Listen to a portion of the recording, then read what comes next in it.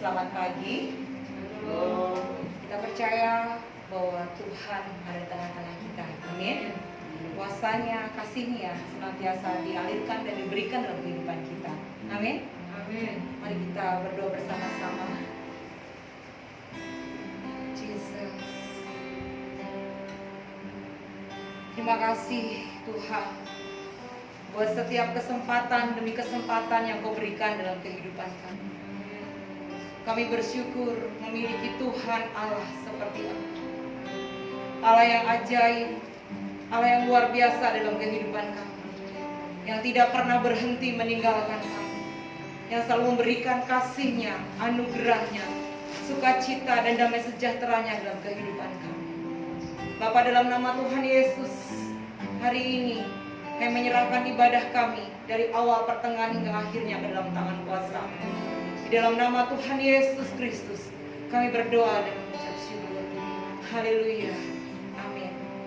Ketika kita percaya dan menyerahkan sepenuhnya hidup kita kepada Tuhan, maka Tuhan yang akan berdaulat atas kehidupan kita.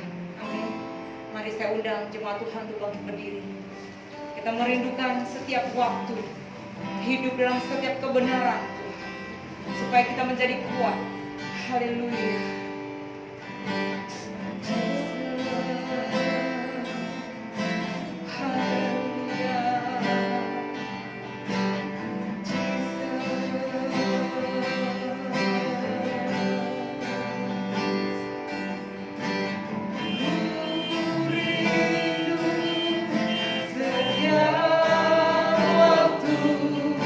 Hidup hingga benar.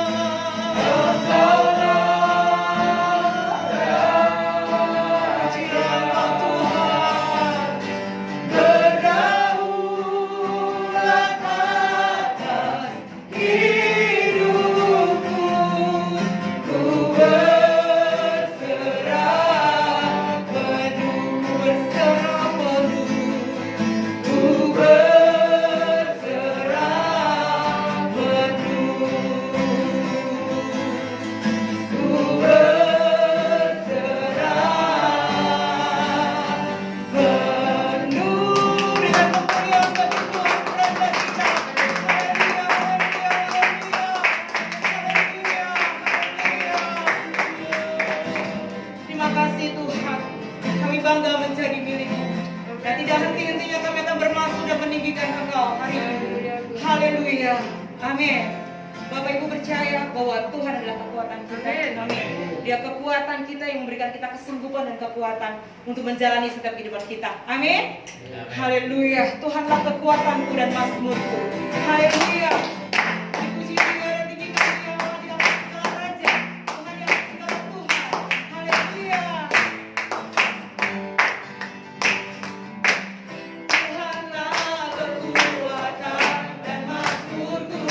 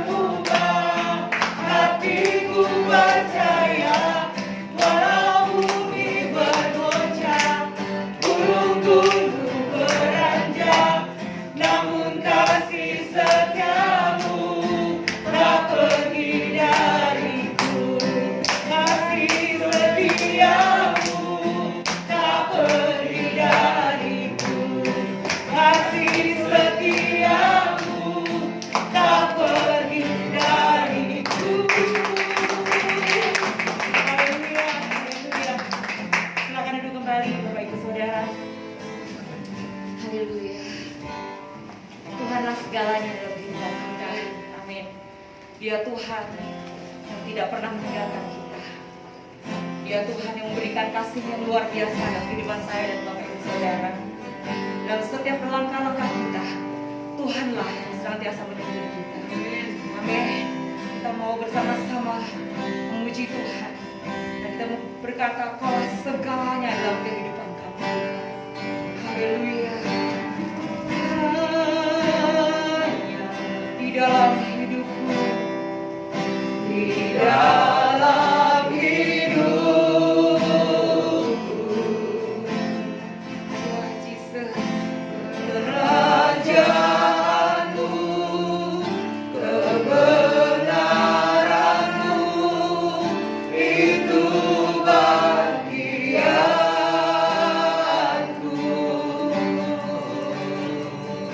Kaulah yang ku pandang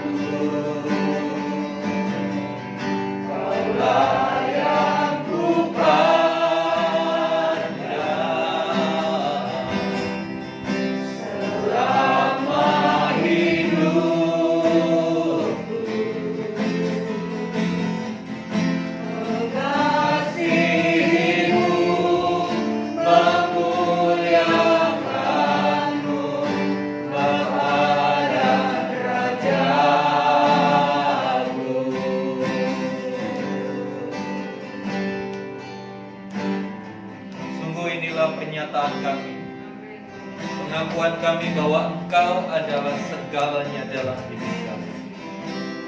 Lebih dari apapun. Oleh sebab itu, kami tunduk kepadamu. Karena Engkau yang menguasai, dan di tangan-Mu ada kuasa di atas segalanya. Kami bersyukur kesempatan pagi hari ini. Biarlah kembali firman-Mu mengajar kepada kami, memberikan arahan demi arahan, supaya ketika kami menjalani kehidupan kami di dunia ini, kami boleh hidup seturut dengan kehendak. Terima kasih Tuhan. Puji nama-Mu. Dalam nama Tuhan Yesus kami berdoa. Amin. Shalom Bapak Ibu. Shalom. Minggu lalu masih ingat apa yang saya sampaikan? Tentang apa minggu lalu?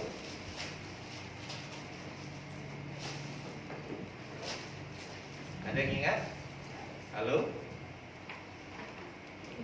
Ya, minggu lalu kita belajar bahwa ternyata setelah kebangkitan Tuhan Yesus memberi pesan kepada murid-muridnya. Tuhan Yesus janjian sama murid-muridnya, yuk ketemuan di Galilea.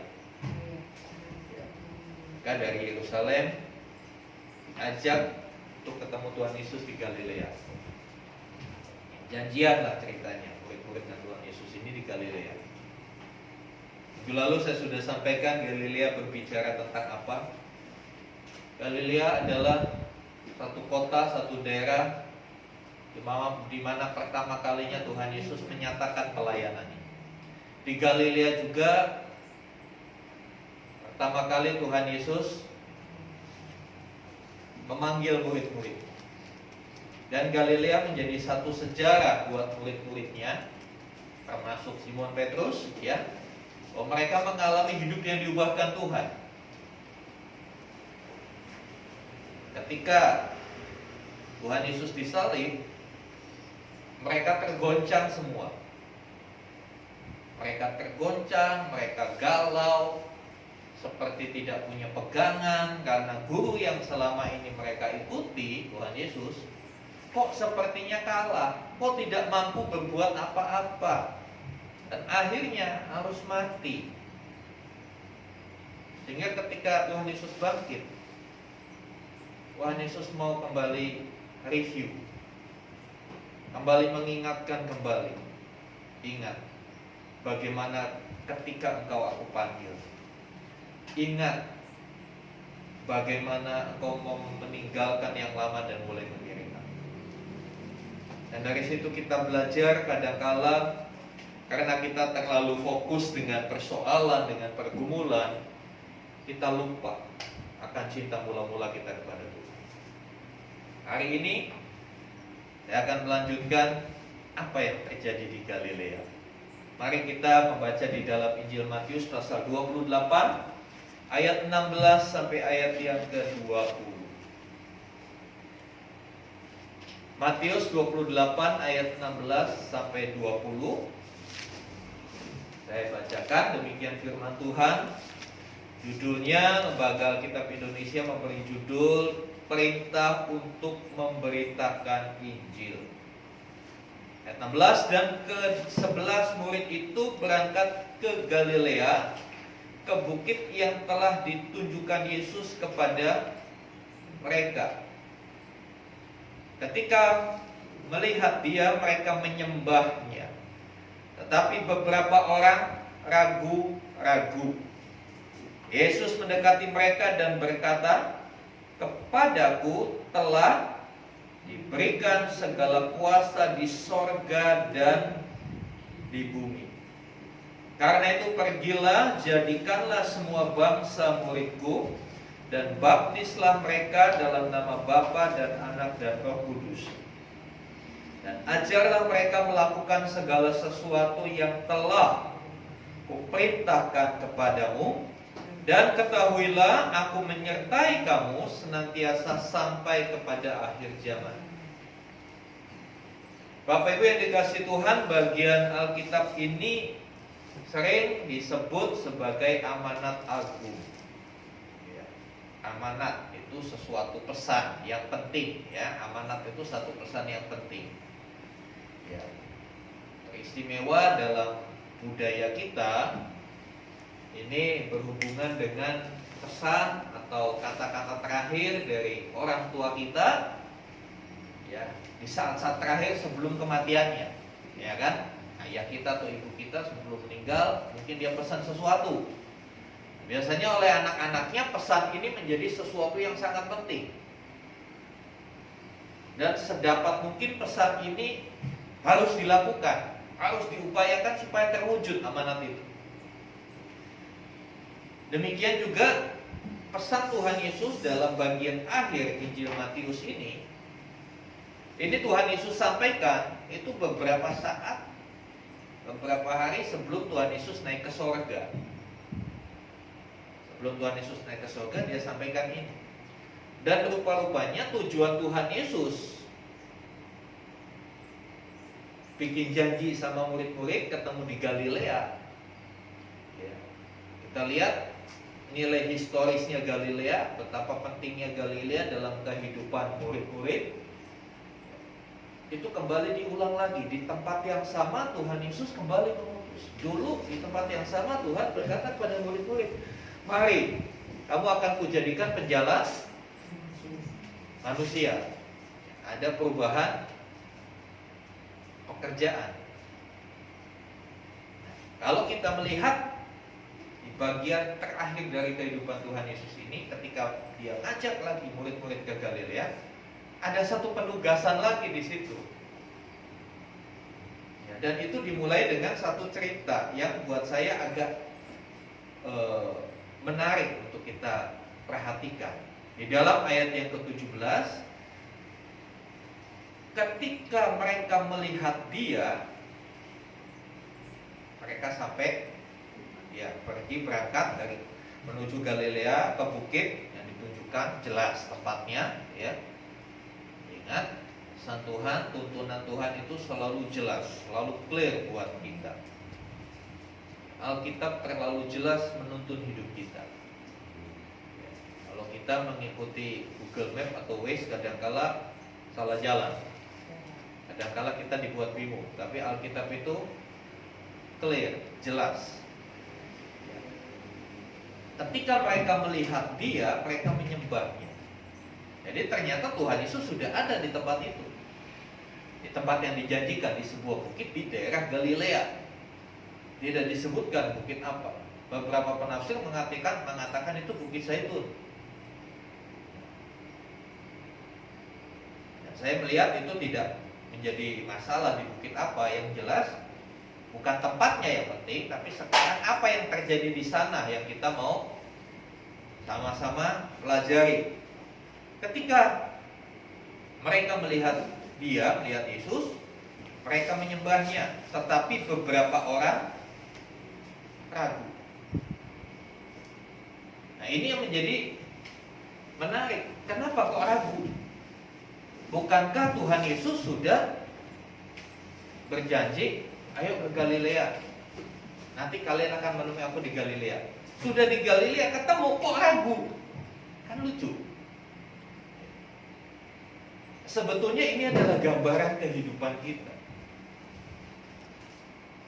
Kadangkala ketika Tuhan ingin berjumpa dengan kita, di mana sih Tuhan janjian sama kita? Kita nggak disuruh pergi ke Galilea, ke Israel, pastinya begitu. Tuhan ingin menyampaikan sesuatu, Tuhan ingin dalam tanda petik bersekutu dengan kita. Kalau bahasa anak gaul sekarang, Tuhan ingin kongko-kongko dengan kita, ngobrol begitu. Di mana Tuhan bersekutu dengan kita? Salah satunya di tempat ini, di gereja, dalam sebuah ibadah.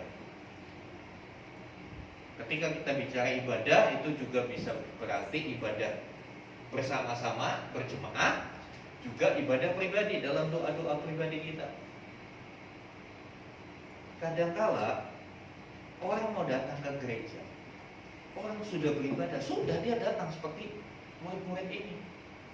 Jumlahnya sudah jelas mereka berapa, ayat yang ke-16. Dan ke-11 murid itu, kok 11 jumlah murid Tuhan Yesus berapa sih? Kok 11? Satunya kemana gak ikut? Kemana ayo Bapak Ibu? Satunya bunuh diri. Siapa? Yudas Iskariot. Dia nggak bisa move on dari kesalahannya. Dia nggak minta ampun sama Tuhan, tidak bertobat, dia bunuh diri. 11 ini, dari yang 11 ada beberapa yang ragu. Bisa dibayangkan Bapak Ibu, mereka ini 3,5 tahun kurang lebih bersama-sama dengan Tuhan Yesus. Mereka melihat apa yang Yesus lakukan. Mereka bahkan mengalami mujizat demi mujizat bersama-sama dengan Tuhan Yesus. Dan mereka juga di akhir kisah kehidupan Tuhan Yesus, dia tahu bahwa Tuhan Yesus sudah bangkit. Sebelum kisah ini, kalau kita melihat dari Injil-Injil yang lain, Tuhan Yesus beberapa kali menampakkan diri kepada mereka.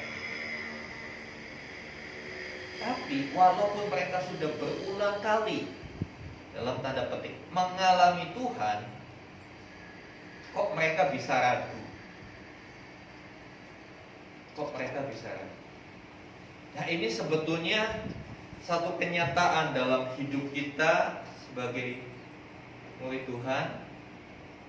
Dalam pengiringan kita kepada Tuhan, kadangkala rohani kita itu naik, kadangkala rohani kita.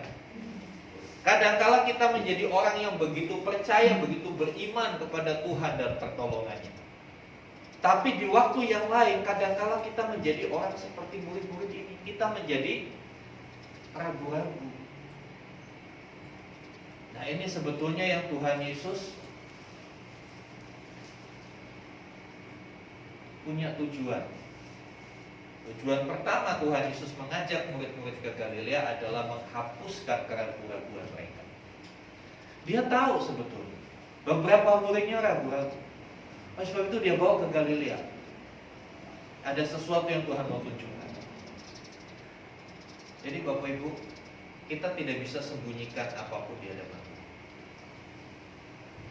Banyak orang mungkin bisa menutupi keraguan-keraguannya. Dia seolah-olah tampil seperti orang Kristen yang dewasa, orang Kristen yang hebat, orang Kristen yang wah, udah top deh orang ini, kerohaniannya udah tingkat tinggi. Di hadapan manusia kita bisa, tapi di hadapan Tuhan semua terbuka dengan jelas, semua clear di hadapan Tuhan. Kita nggak bisa sembunyikan apapun. Siapa dan bagaimana kita, Tuhan tahu dengan detail. Ya, inilah sebetulnya yang Tuhan Yesus mau pulihkan dari murid-murid. Keraguan-keraguan ini yang mau Tuhan pulihkan. Oleh sebab itu, melihat itu, ayat 18, Tuhan Yesus mendekati mereka dan berkata. Mendekati, kata mendekati ini menunjukkan sesuatu yang aktif. Misalnya saya mendekati saudara Niki, ya saya yang melangkah, Nikinya di situ saja kan. Jadi kita melihat ketika kita ragu-ragu, ketika iman kita lemah, sebetulnya Tuhan aktif mendekati kita. Tuhan yang aktif ingin memulihkan kita. Ini yang kita bersyukur. Inilah yang dikatakan di dalam ratapan. Tak berkesudahan kasih setia Tuhan, tak habis-habisnya rahmat. Itu ditunjukkan dia selalu aktif mendekati kita. Bisa saja kan Tuhan Yesus, ya sudah, yang mau percaya percaya, yang enggak. Bisa aja bilang begitu. Tapi Tuhan enggak. Sekali lagi, apa yang membuat Tuhan Yesus seperti itu? Satu, karena dia begitu mengasihi kita. Dia tidak mau kita terhilang. Dia tahu, ngerti kondisi kita hari-hari ini. Ketika kita ragu-ragu terhadap janji-janjinya, dia juga tahu. Sebab itu kepada murid-murid dikatakan, lalu Yesus mendekati mereka dan berkata,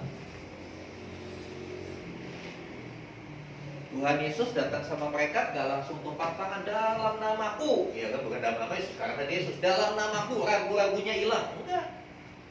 Nggak bisa, ragu-ragu itu nggak bisa diusir pakai jurus tangking menengking, itu nggak bisa. Tapi apa yang Tuhan Yesus lakukan? Tuhan Yesus berkata atau Tuhan Yesus berfirman. Jadi setiap keraguan-raguan hanya bisa diselesaikan, diatasi dengan firman. Nggak bisa, Pak, saya ragu, tolong doain saya. Nggak bisa. Baca firman, percaya itu, maka ragu-ragumu akan hilang. Tuhan Yesus mendekati mereka dan berkata, apa katanya? Kepadaku telah diberikan segala kuasa di sorga dan di bumi. Sebelum Tuhan Yesus menyampaikan amanat agung, memberikan tanggung jawab di dalam ayat 19 kepada 11 murid ini, termasuk juga yang ragu-ragu ada di dalamnya, Tuhan Yesus mendeklarasikan dulu kemenangannya. Tuhan Yesus menyampaikan firman dulu. Dia menyatakan bahwa kepadaku telah diberikan segala kuasa. Dalam bahasa aslinya kuasa di sini dipakai kata authority, otoritas, kewenangan. Ya. Di dalam kewenangan itu, ya, dia berhak. Tuhan punya hak melakukan apapun karena dia punya otoritas. Jadi kuasa di sini bukan, nanti ini berbeda dengan pengertian kuasa power atau kekuatan fisik gitu ya. Tapi kuasa di sini punya pengertian otoritas. Ketika seseorang punya otoritas, dia bisa melakukan segala sesuatu dengan mudah. Dia berhak melakukan apapun. Dikatakan kepadaku telah diberikan segala kuasa di sorga dan di bumi. Konsep berpikir orang-orang pada waktu itu, sorga itu di atas, bumi itu di bawah, sama seperti kita kan. Lalu kita lihat gambar-gambar orang meninggal, lalu ada gambar orangnya naik ke atas, gitu kan. Apakah benar ke atas? Nah, itu belum ada pembuktian secara ilmiah kalau surga itu letaknya di atas, iya kan? Cuma bayangan kita seperti itu, is oke lah itu bayangan kita. Dengan Tuhan Yesus berkata kepadaku diberikan segala kuasa, kita melihat bahwa ini adalah satu deklarasi, satu pernyataan dari Tuhan Yesus bahwa dia itu raja di atas segalanya. Yang punya otoritas di bumi di surga siapa? Ya raja. Konteks orang Israel pada waktu itu yang pegang kekuasaan, yang pegang otoritas tertinggi raja. Kalau bilang raja atau pada waktu itu kaisar Roma, ya udah itu topnya. Dia bisa lakukan apapun sekehendak hatinya. Dan di sini Tuhan Yesus menyatakan dirinya, kepadaku telah diberikan. Jadi Tuhan Yesus tidak merebut kuasa itu, tapi dia mengatakan telah diberikan. Ketika bicara telah diberikan, itu memang haknya dia. Haknya dia atas kuasa dan otoritas itu. Karena memang dia raja, karena memang dia Tuhan yang menjadi manusia untuk misi penyelamatan manusia. Saya suka katakan orang kadangkala mencela kekristenan dengan berkata, gimana sih? Oh, Tuhan jadi manusia. Saya sih jawabnya gampang untuk orang seperti ini. Kamu percaya nggak Tuhan Maha Kuasa? Iya, saya percaya Tuhan Maha Kuasa. Maha Kuasa itu artinya apa sih? Ya bisa melakukan apa saja. Kalau bisa melakukan apa saja, bisa nggak dia jadi manusia? Bisa, orang dia Maha Kuasa. Jangan jadi manusia, jadi kucing juga dia bisa kalau dia mau. Cuma karena nggak ada pentingnya dia jadi kucing, dia nggak jadi kucing. Pentingnya dia jadi manusia karena ingin dia selamatkan manusia, bukan kucing. Ini harus kita pahami Bapak Ibu. Kadang-kadang kan kita di luar dengar seperti itu, yang mencela kekristenan. Oh, manusia mau disembah, manusia katanya Tuhan jadi manusia, bagaimana? Jadi saudara dikasih Tuhan, kembali Tuhan Yesus menyatakan di tengah keraguan-raguan murid-murid, Tuhan Yesus menyatakan bahwa Dia adalah Raja yang punya kuasa. Kepadanya Dia menerima segala kuasa di sorga dan di bumi. Baru setelah itu ayat 19, dengan otoritas yang Yesus miliki, Dia sanggup untuk melakukan apa saja. Dengan otoritas yang Yesus miliki, Dia punya hak untuk membagikan tanggung jawab kepada kita. Ayat 19, karena itu pergilah, jadikanlah semua bangsa muridku, baptislah mereka dalam nama Bapa dan Anak dan Roh Kudus, dan ajarlah mereka melakukan segala sesuatu yang telah kuperintahkan kepadamu. Dari amanat ini ada 3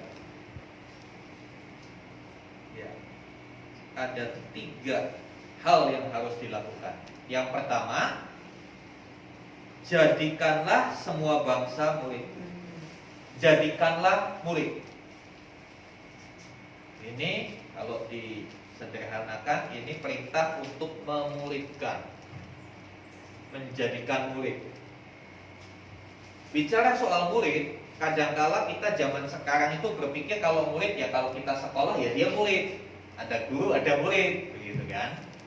Ya, ada dosen, ada mahasiswa. Tapi sebetulnya konsep murid pada waktu itu berbeda dengan kita sekarang.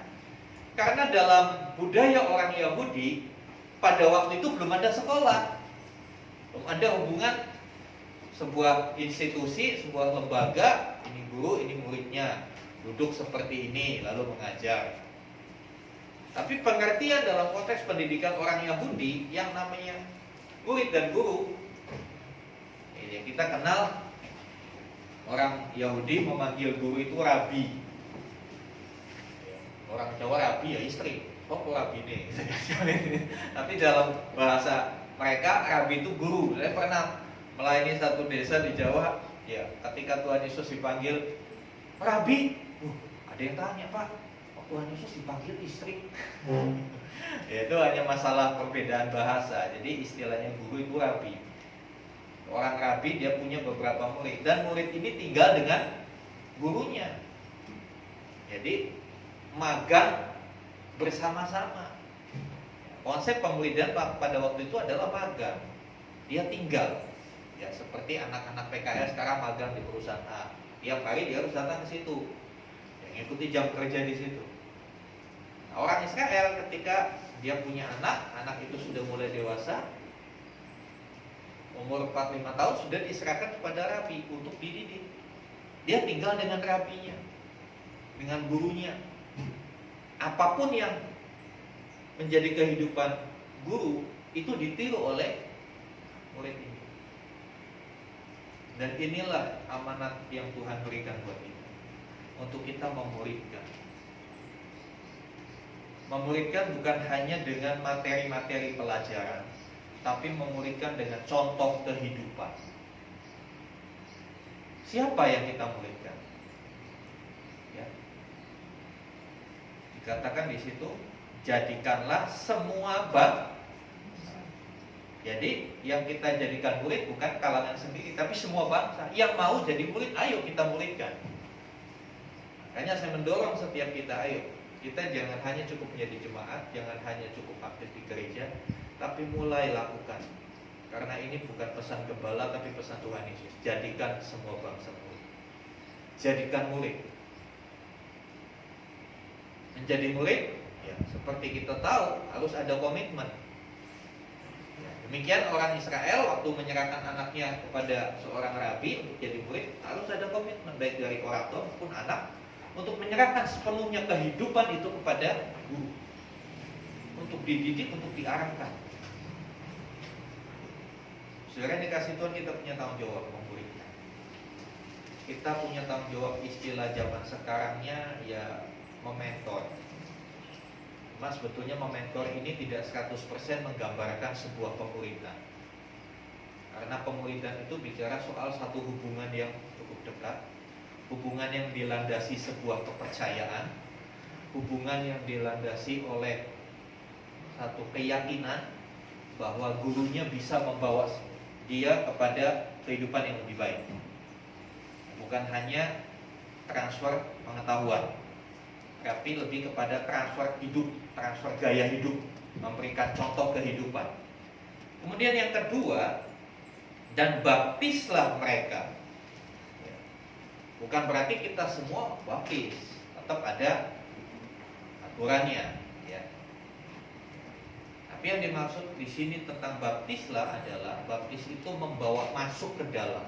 Artinya orang-orang yang kita muridkan, jangan jadikan dia pengikut kita, tapi jadikan dia pengikut Kristus. Baptislah, masukkan ke dalam Kristus, gabungkan dia dengan Kristus.